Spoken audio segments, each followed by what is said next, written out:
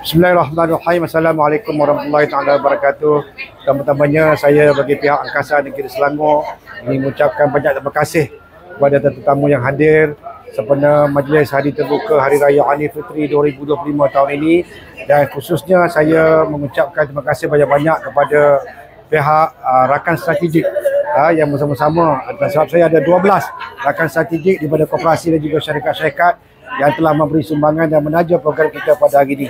Termasuk Koperasi Alumni Haji Selangor, Koperasi Ecoventure, Koperasi Perdagangan dan Perindustrian Selangor Berhad, dan juga koperasi-koperasi yang mendapat jualan 1 juta negeri Selangor.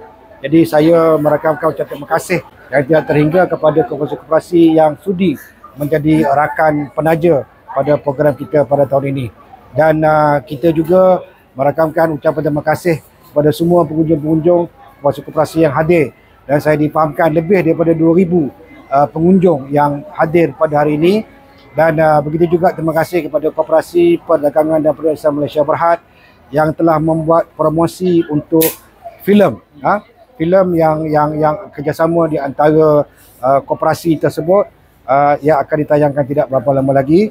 Dan begitu juga terima kasih kepada koperasi-koperasi lain yang telah membuat penajaan kita pada tahun ini. Jadi sekadar itu saja, sekian. Assalamualaikum warahmatullahi taala wabarakatuh.